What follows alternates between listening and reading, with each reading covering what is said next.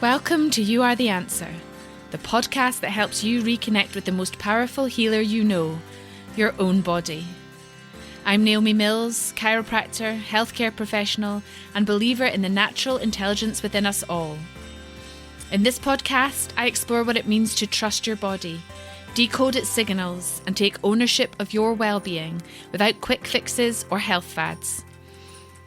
Whether you're just beginning your journey or deep in transformation, I'm here to guide you back to the truth. You are not broken. You are the answer. Hello and welcome to episode 18 of the You Are the Answer podcast. If you are new to the programme, I am Naomi Mills. I'm a chiropractor, empowerment coach, author, teacher, and everyday clinical worker, seeing people and helping them understand how their central nervous system dictates their life and their health. So this is your brain and your spinal cord and the way in which the system is operating for you, whether that's in a high degree of stress and feeling overwhelmed, maybe a bit tired but wired, or whether you're in burnout and shutdown. Compared to this state I call the holiday state or the parasympathetic state, where you sleep and you digest and you feel full of energy and you're really outward looking into how you can lift up your life and the life of the people around you. So that's the mission of this podcast, to give you interesting and easily understandable snippets that you can take away, put them in your pocket to apply today and tomorrow and into next week. So if you are returning to the podcast, thank you so much. I really hope that you found something useful so far and that you like, comment and share so that I can reach other people. And if you have been following along, we are getting towards the end of our second arc, which has been the embodiment arc. Now, of course, in reality, everything I talk about on this podcast is about the body-brain connection, and they are always feeding off each other. But this series arc has been around taking things more from the body perspective, because it's actually where we struggle the most. Most of us are very familiar with thinking our way through life, mind over matter.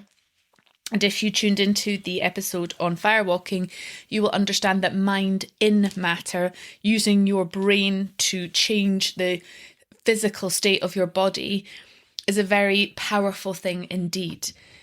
But where most of us lack focus and tools is really tuning into our body and what your body needs in this moment, and actually how the body can lead us down a completely unexpected path, but it being really what you need in that moment, because the brain is often concerned with survival, logistics, and practicalities, whereas tuning into the body through what we call the eighth sense of interoception is a very important way of bringing about that sense of calm and safety that we all crave, and maybe you've not been able to figure out how to get there. So that's the first nugget of today. It's perhaps not something you need to think about and figure out with your brain, but actually placing that brain aside and allowing the body's intuition and impulses to shine through as a means to bringing your nervous system into that state of safety, connection, and healing. So I'm going to invite you to think about either today, or if it's very early in the morning, yesterday, and see if you can notice or remember what were your main thoughts and emotions that you experienced.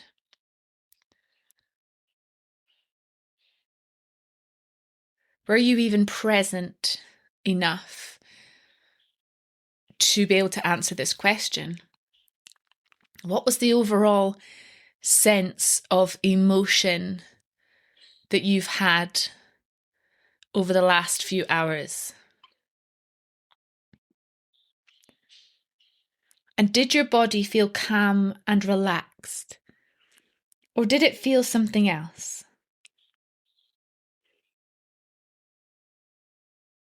And I'd like to suggest a daily practice for you to try, where with any tool or skill, you can't just pick it up and suddenly it becomes second nature. So it would be wonderful if you made the intention to tune into your mood and your thoughts and your emotions throughout the day. Now that can be in your head, it can be physically writing them down or noting them on your phone. But starting to tune into what's going on inside your body in the day and your brain. So tuning into what your mood feels like, what your mind has been running, how your body has felt, and any physical sensations that come along with that. Tension, relaxation, a fizzing. Most of us will know, or they'll come in and say, oh, I hold a lot of tension in my jaw, or I'm always really tight across my shoulders. My lower back always aches. And very often these are physical signs that your central nervous system is running in that fight, flight, stress mode. And so today's invitation is to use your body as a sort of barometer, a way of feeling into what's going on in your nervous system, rather than only thinking about what's going on in our brains as we just try and get through today. But going one level deeper into our thoughts, our physical experience, and noticing how that feels in the body. And there's a little game you can play, and it is just that. It's a game, it's an invitation, it's something to experiment with.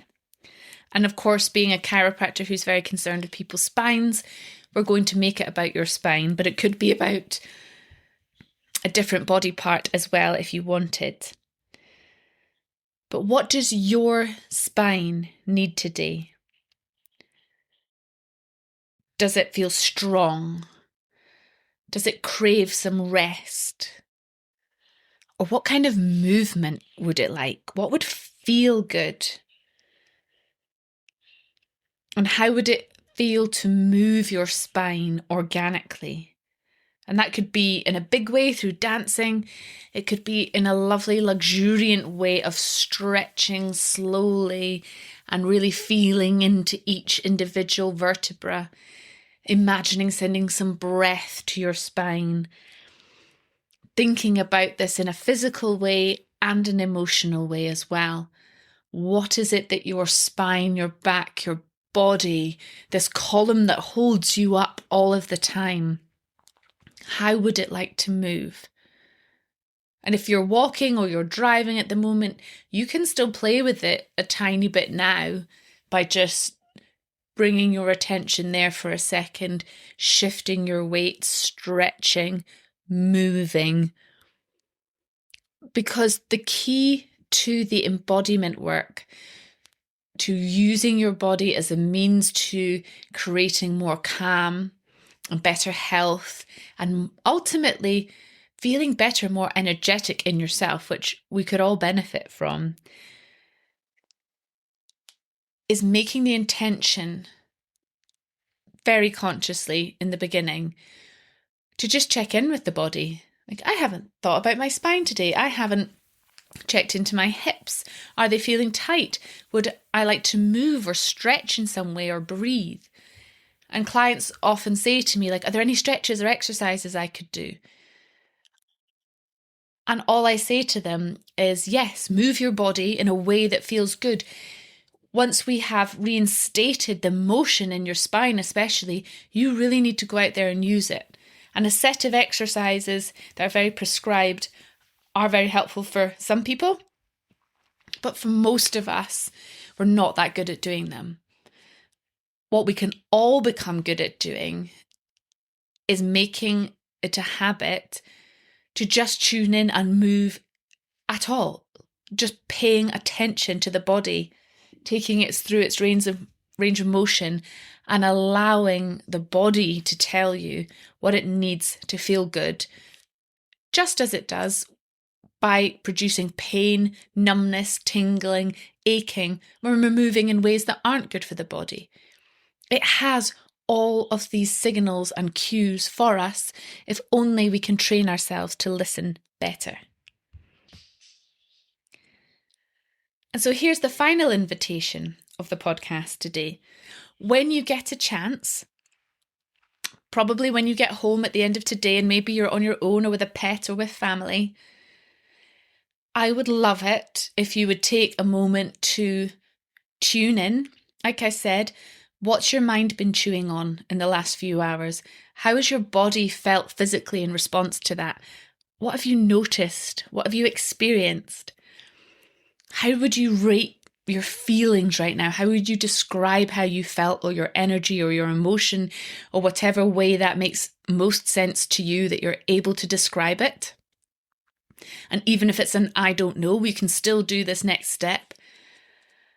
And the invitation is just to stick some music on.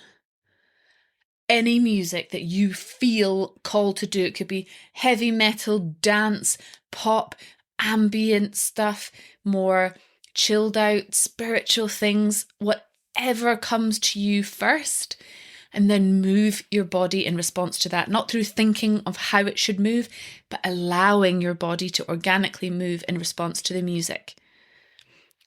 Get your pets, children, spouses, friends, whoever you're with to join in, ideally. And then take that moment to tune in afterwards. And notice if anything feels different. Maybe there's a lightness or a humour or a release or a freedom.